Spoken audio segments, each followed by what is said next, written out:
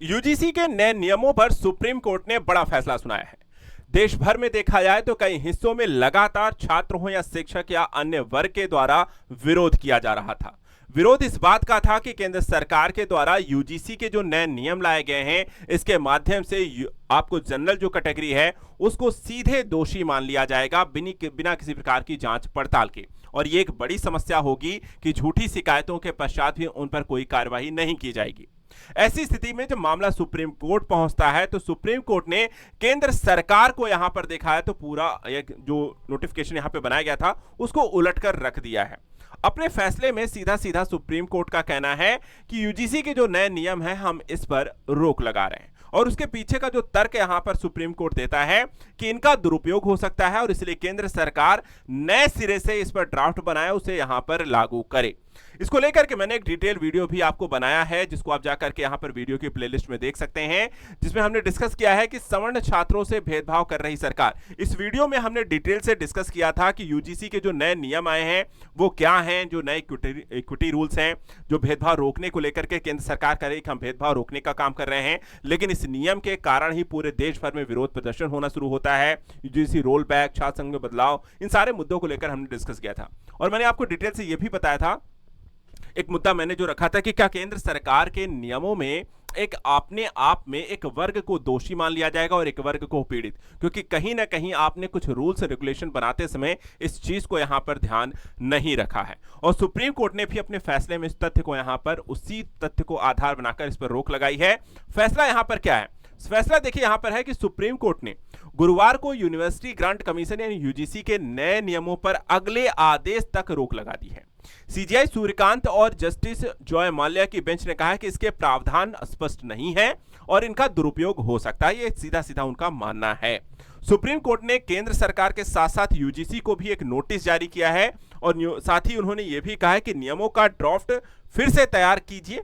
और सीजीआई जो सूर्यकांत है उन्होंने केंद्र से पूछा है कि हमने जो एक जाति विहीन समाज की दिशा में जो एक प्रयास किया था आगे बढ़ने का, अचानक से अगर हम देखें तो हमने जो कितना कुछ हासिल कर लिया था, अब एक बार फिर से क्या हम उल्टी दिशा में आगे बढ़ रहे हैं? क्या हम फिर से एक जाति वर्ग आधारित समाज को क्रिएट करने की बातें आप इस बिल के माध्यम से कर रहे हैं?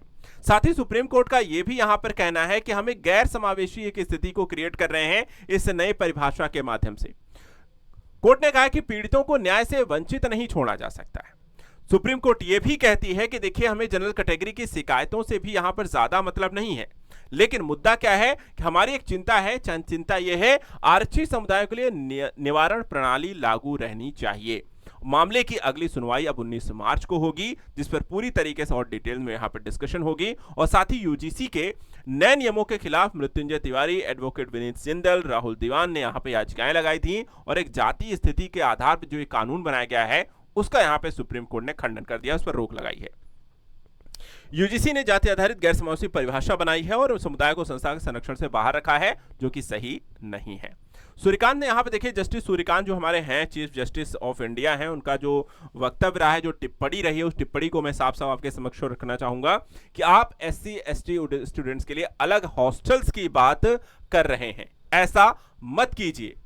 आरक्षित समुदायों में से भी ऐसे लोग हैं जो समृद्ध हो गए हैं, उनके पास दूसरों की तुलना बेहतर सुविधाएं हैं। यानी कि जो लोग आप देखा जाए तो रिजर्व कैटेगरी का रिजर्वेशन जिनको प्राप्त हो चुका है, आज उनके पास ऐसी सुविधाएं हैं जो कि शायद जनरल कैटेगरी के पास भी नहीं है। तो आप ऐसी कोशिश मत करिए कि यहां पर आप एक वर्ग विशेष को संरक्षित करते करते किसी दूसरे वर्ग को आप बहुत नुकसान पहुंचा दें। यहां पे देखा जाए तो तमिलनाडु के सीएम स्टालिन का भी इसके संदर्भ में कहना है कि अगर केंद्र सरकार पिछड़े समुदायों के छात्रों की मौत को रोकने, उनके खिलाफ भेदभाव को खत्म करने का प्रयास करना चाहती थी, नियमों को जवाबदेही के साथ भी लागू किया जाना चाहिए, ऐसे ही इसे नहीं लागू किया जाना चाहिए।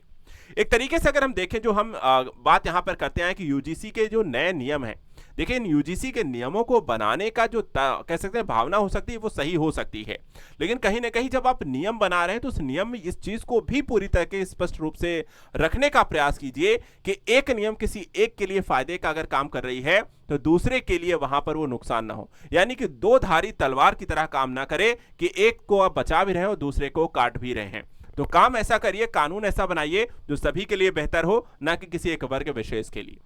इसी के साथ यूजीसी के नियमों को लेकर सुप्रीम कोर्ट से संबंधित इस टिप्पणी को आप कैसे देखते हैं, इस पर हमें कमेंट करके जरूर बताइए। और साथ ही साथ यूपीएससी जैसे करंट न्यूज एनालिसिस के लिए आप हमारे साथ लगातार जुड़े रहिए। चैनल को सब्सक्राइब करिए आजाद यूपीएससी एकेडमी को। आज के लिए इतना है। Thank you so much and good luck.